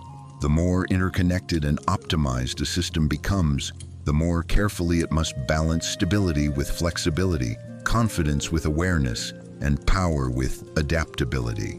Because in the end, the most dangerous moment for any civilization is not when it appears weak, but when it appears unshakably strong. If this journey through the hidden mechanics of ancient civilizations made you see history differently, subscribe to the Enigmatic Veil for more deep historical and psychological explorations. Until next time, stay curious and look beyond the surface. For centuries, Rome has been remembered as the ultimate symbol of power, discipline, and civilization. When people speak of the ancient world, they often speak of Rome with a kind of quiet admiration. The empire of marble forums, unstoppable legions, and laws that would shape the foundations of the modern world. We are taught to respect its engineering, to study its military brilliance, and to view its expansion as the natural rise of an extraordinary civilization. But history, as always, tells two stories. One is carved in stone and repeated in textbooks. The other lives in the shadows, quieter, darker, and far more uncomfortable. Because behind the shining image of Roman greatness stood a society that normalized brutality with chilling efficiency. This was not merely an empire that conquered land. It was an empire that mastered the psychology of control. In Rome, death could become public entertainment. Mercy could be interpreted as weakness, and obedience, absolute, unquestioned obedience, was often valued more than human life itself. The Roman system did not emerge by accident. It was built deliberately, layer by layer, through culture, politics, and fear. The arenas, the triumphs, the punishments, the spectacles, all of them served a purpose far beyond what appeared on the surface. They trained the population. They shaped behavior. They taught millions of people what power looked like and what happened to those who stood against it. And perhaps the most unsettling truth is this: when Rome finally fell, many of its darkest psychological mechanisms did not vanish with it. They adapted. They resurfaced. They quietly embedded themselves into later systems of power across history, which forces us to ask an uncomfortable question. When we admire Rome, what exactly are we admiring? The architecture, the order, the strength, or the system that proved how far a civilization could go when efficiency began to outweigh empathy? Tonight, we are not looking at the Rome of polished legends and heroic myths. We are looking beneath the marble surface into the mindset that helped build one of the most formidable empires the world has ever seen. Because to truly understand Rome's rise, we must confront the darker traits that made such power possible in the first place. Fact 1. When death became entertainment. One of the darkest traits of Roman society was not simply that violence existed, but that it was celebrated, organized, and turned into mass entertainment. In the heart of Rome, thousands of citizens would gather inside massive arenas like the Colosseum, not to witness sport as we understand it today, but to watch men fight, bleed, and often die for public amusement. These were the gladiatorial games, and they were not rare events. They were frequent state-sponsored spectacles designed to captivate the population. Gladiators were usually slaves, prisoners of war, or condemned criminals, trained to fight in brutal conditions where survival depended on skill, endurance, and sometimes pure luck. But what makes this truly unsettling is not only the violence itself, it is the emotional normalization that surrounded it. Crowds cheered, senators attended, emperors used the games to gain popularity. Over time, repeated exposure to public killing began to reshape what society considered acceptable. Violence became ritualized, death became theatrical, and empathy, slowly but surely, was pushed further into the background. The arena was more than entertainment. It was psychological conditioning. It reminded the population who held power. It demonstrated the consequences of weakness. And it transformed human suffering into a shared public experience. This does not mean every Roman was cruel, nor that the entire civilization can be reduced to bloodlust. But the cultural acceptance of gladiatorial death reveals something deeply important about the Roman mindset. When a society repeatedly consumes violence as spectacle, the line between necessity and cruelty begins to blur, and in Rome, that line was often almost invisible. Fact 2, when individual life meant little. Another deeply troubling trait within Roman society was the quiet but powerful devaluation of individual human life when it conflicted with the needs of the state. Rome was built on discipline, order, and collective strength, and while these qualities helped create a remarkably efficient empire, they often came at a human cost that is easy to overlook from a distance.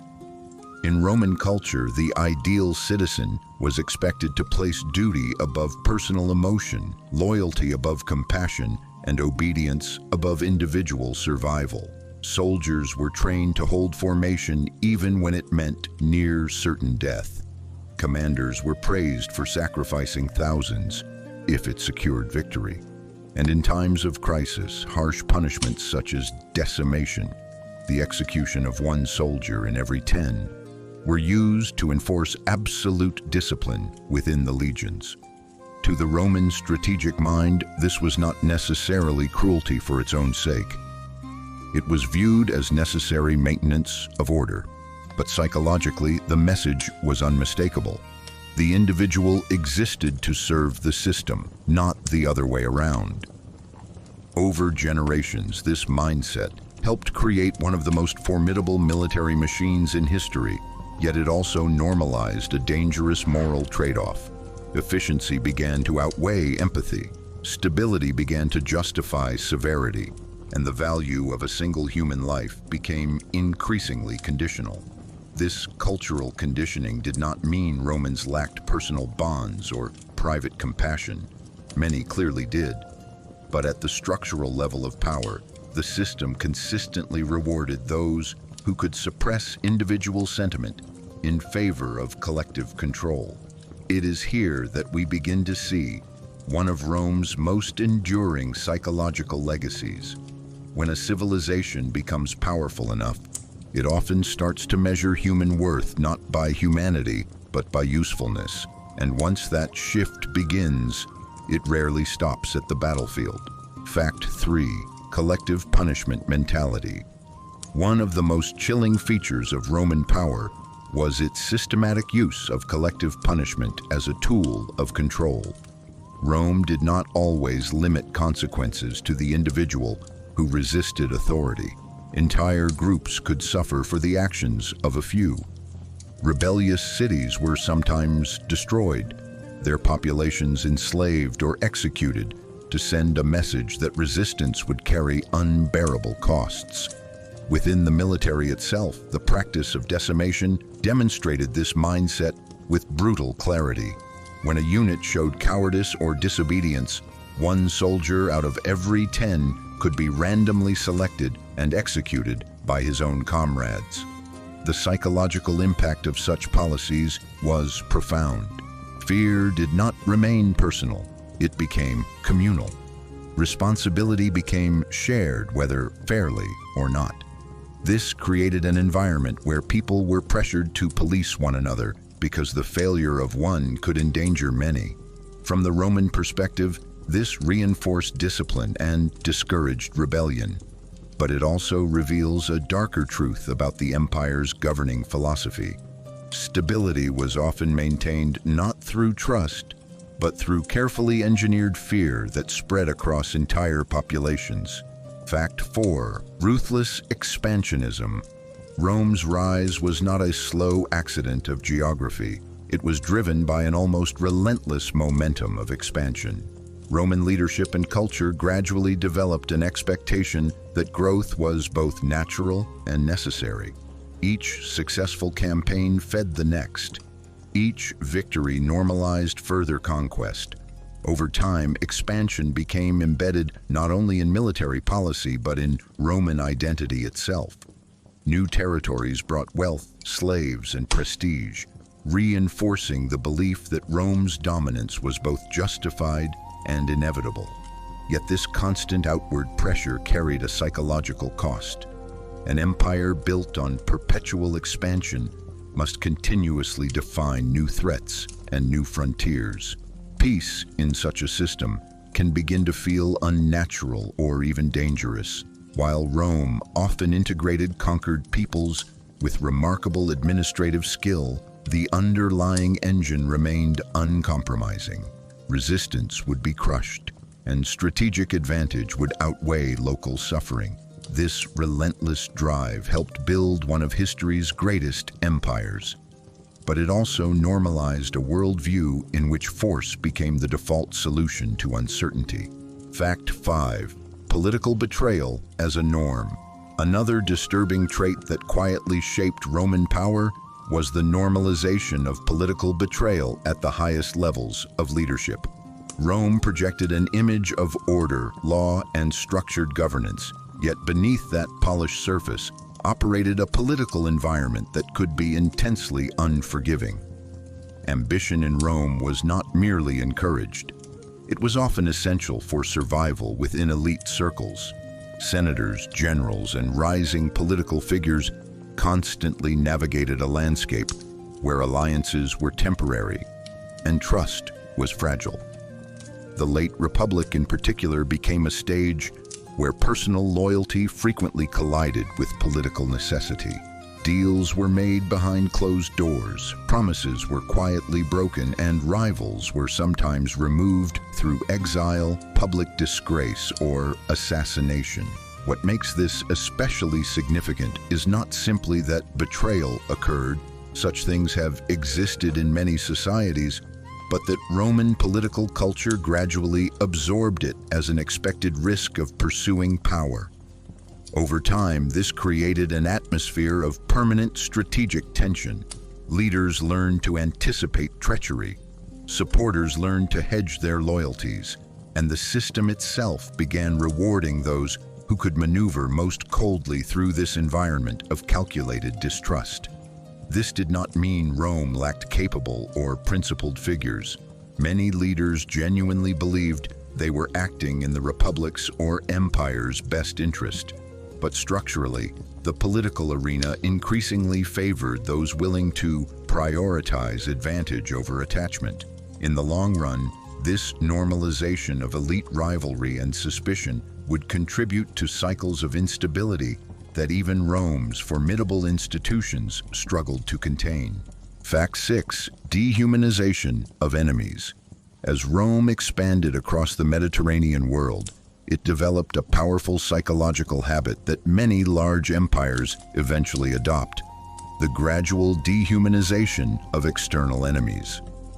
Roman military success depended not only on discipline and engineering, but also on the ability to maintain emotional distance from those they fought. In official rhetoric, conquered peoples were often framed primarily as threats to order, obstacles to stability, or subjects to be pacified. This framing made sustained military campaigns psychologically easier to justify to both soldiers and civilians. Once an opponent is viewed less as a community of individuals and more as a problem to be solved, the moral barriers to harsh action begin to weaken. Roman commanders could be pragmatic administrators after conquest, and in many cases, Rome integrated defeated populations with notable sophistication. However, during active resistance, the empire could respond with overwhelming severity, designed to deter future uprisings. The deeper issue here is psychological conditioning. Over generations, repeated exposure to narratives of Roman superiority and external barbarism helped reinforce an us versus them worldview. Such thinking is not unique to Rome, but within the Roman system, it became a highly effective tool of expansion. It allowed ordinary citizens to support distant wars and helped soldiers maintain cohesion under extreme conditions. Yet it also illustrates a recurring pattern in powerful states. When enemies are consistently framed as less fully human, the range of acceptable actions quietly expands. Fact 7. Obsession with power and glory. Roman culture placed enormous symbolic weight on honor, reputation, and public recognition, particularly among the elite. Military triumphs, public monuments, and political advancement were deeply intertwined with personal legacy. For ambitious Romans, especially within the upper classes, achieving lasting glory was not simply vanity. It was a central measure of success. Victorious generals celebrated triumphs through the streets of Rome, their achievements immortalized in stone inscriptions and public memory. This cultural emphasis created powerful incentives. Success in war or politics could elevate a family's status for generations. Failure, however, could mean obscurity or disgrace. Over time, the pursuit of glory became woven into the competitive fabric of Roman leadership. Many decisions were undoubtedly strategic and carefully calculated, yet the cultural reward structure consistently elevated bold, visible success. The psychological danger in such a system is subtle but important. When prestige and survival become tightly linked, leaders may feel increasing pressure to pursue decisive victories rather than cautious restraint. Rome's expansion benefited enormously from this drive, but it also contributed to internal rivalries and escalating ambitions that the Republican system eventually struggled to balance. The Roman world admired strength, but that admiration sometimes pushed its leaders toward ever greater risks. Fact 8. Public fear as a control tool. Rome understood something that many later states would rediscover. Fear, when carefully managed, can be a remarkably efficient instrument of governance. The empire did not rely on terror alone. It also used law, infrastructure, and incentives, but visible punishment played a clear role in maintaining order. Crucifixions along major roads, harsh military discipline, and highly publicized consequences for rebellion all served as powerful deterrents. These actions were rarely random. They were meant to be seen. The psychological message was direct and widely understood. Order would be preserved, and challenges to authority would carry severe consequences. From a purely administrative perspective, such measures could produce stability across vast territories with relatively limited manpower. Yet the long-term cultural effect is more complex. When populations repeatedly witness extreme punishment as a normal function of authority, fear can become embedded in the social environment. Compliance increases, but so can quiet resentment beneath the surface.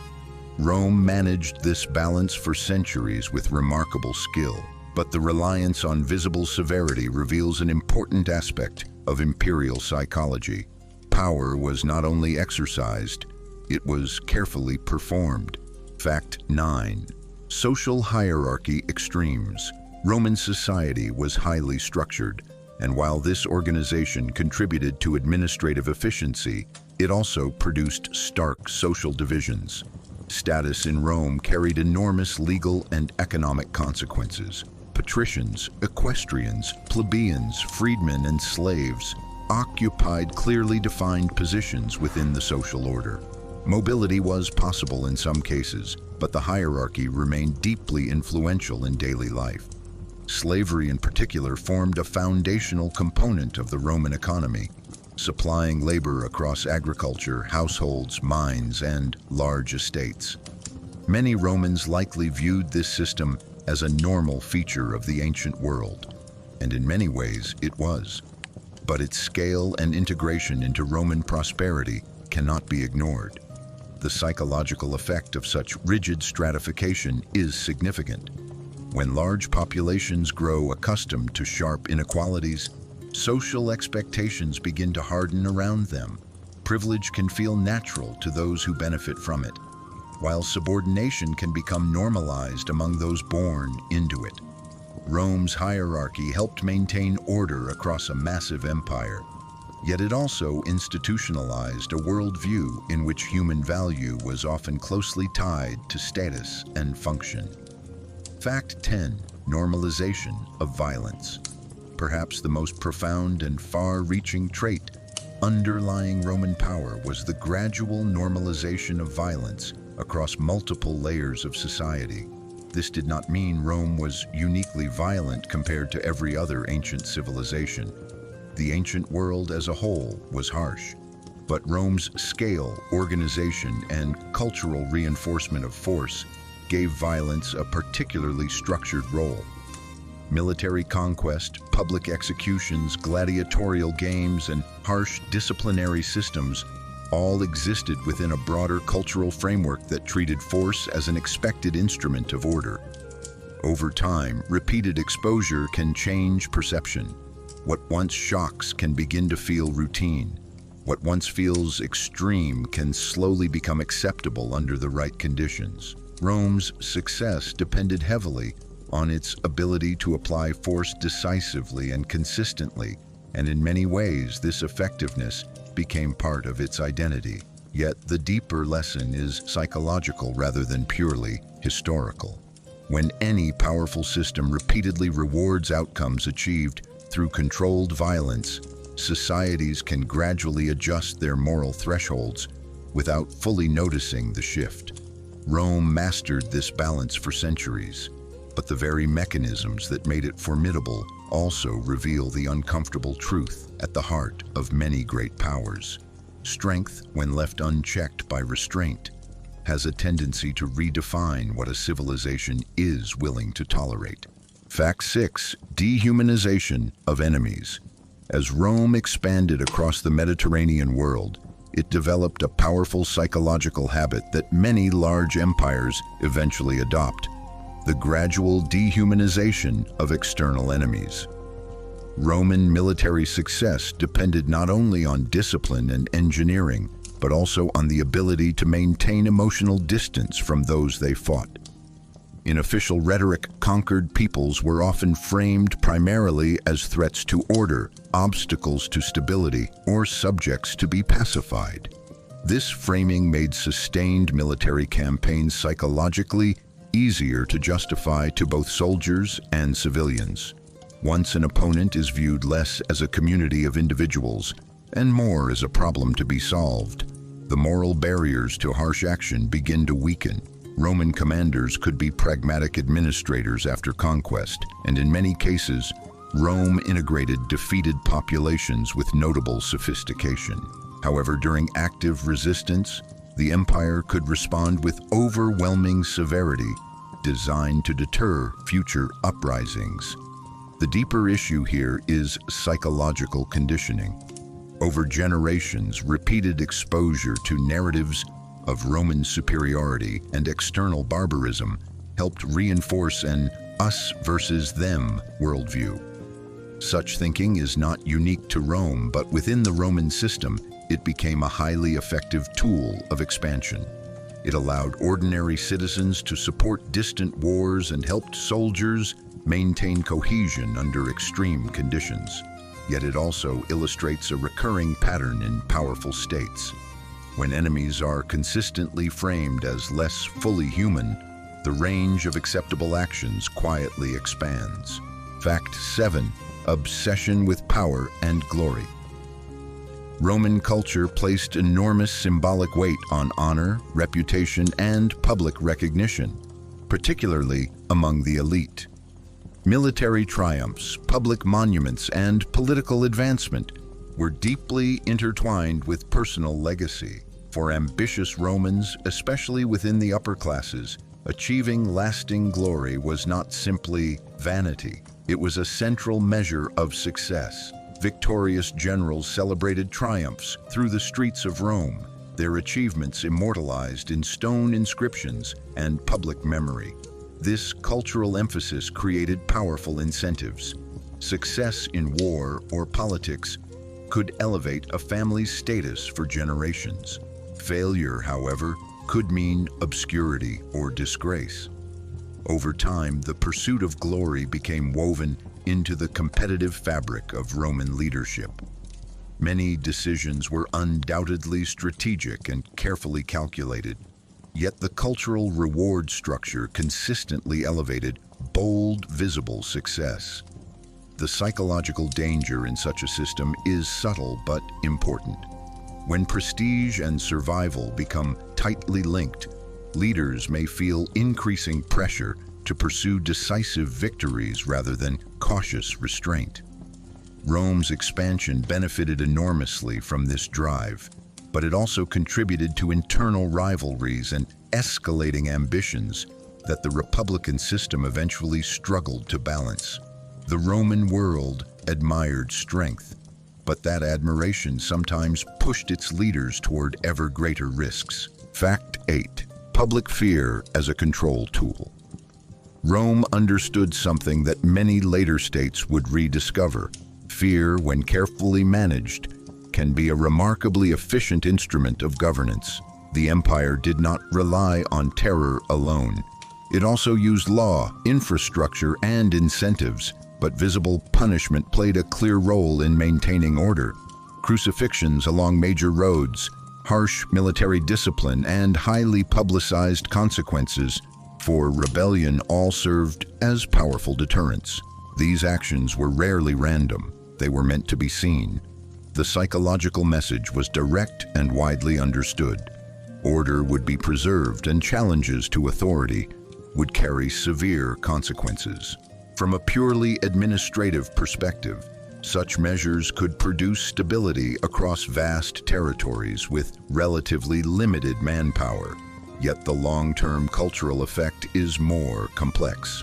When populations repeatedly witness extreme punishment as a normal function of authority, fear can become embedded in the social environment.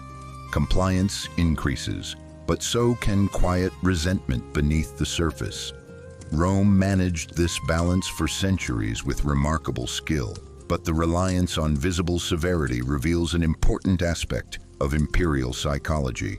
Power was not only exercised, it was carefully performed. Fact 9. Social hierarchy extremes. Roman society was highly structured, and while this organization contributed to administrative efficiency, it also produced stark social divisions. Status in Rome carried enormous legal and economic consequences. Patricians, equestrians, plebeians, freedmen, and slaves occupied clearly defined positions within the social order.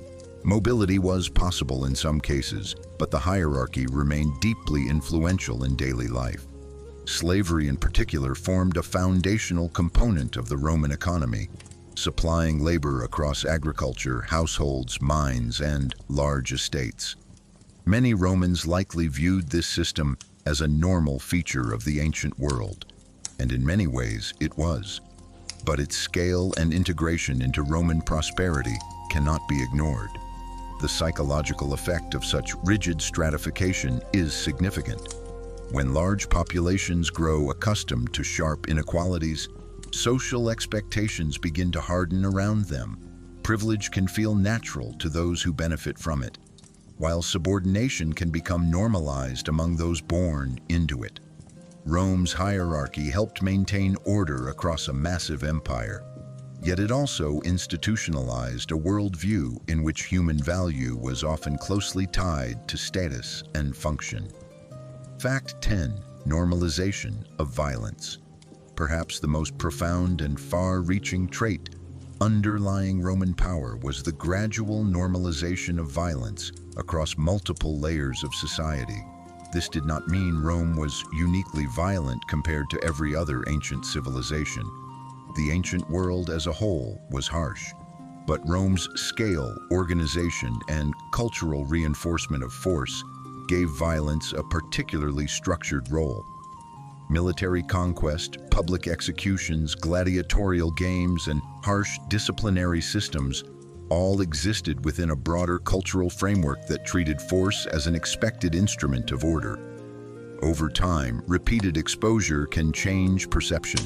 What once shocks can begin to feel routine. What once feels extreme can slowly become acceptable under the right conditions. Rome's success depended heavily on its ability to apply force decisively and consistently, and in many ways this effectiveness became part of its identity.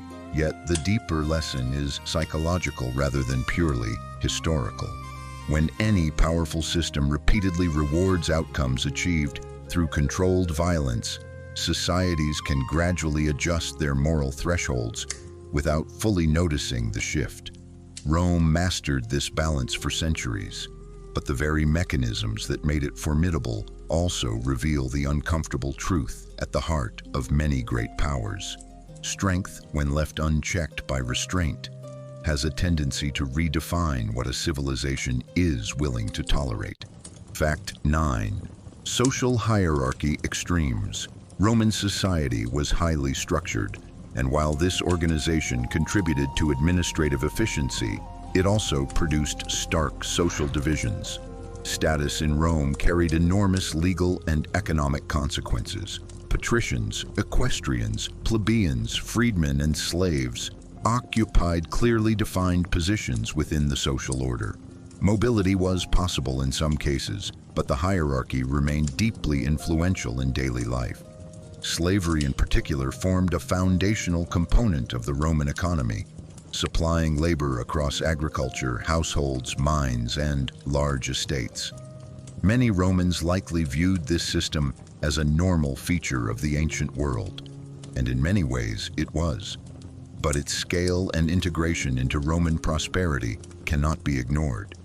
The psychological effect of such rigid stratification is significant.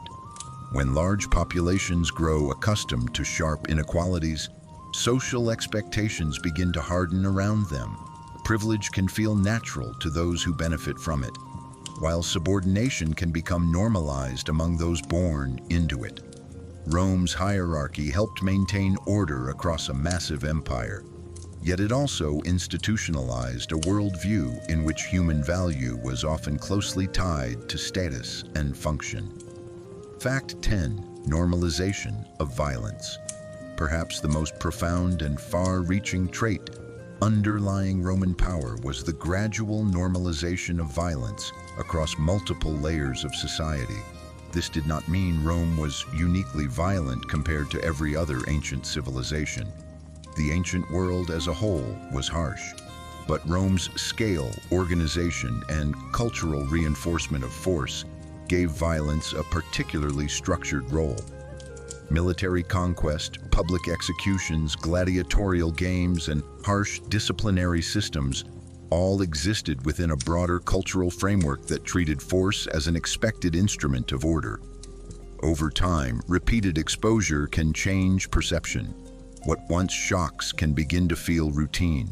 What once feels extreme can slowly become acceptable under the right conditions. Rome's success depended heavily on its ability to apply force decisively and consistently, and in many ways this effectiveness became part of its identity. Yet the deeper lesson is psychological rather than purely historical. When any powerful system repeatedly rewards outcomes achieved through controlled violence, societies can gradually adjust their moral thresholds without fully noticing the shift. Rome mastered this balance for centuries, but the very mechanisms that made it formidable also reveal the uncomfortable truth at the heart of many great powers. Strength, when left unchecked by restraint, has a tendency to redefine what a civilization is willing to tolerate.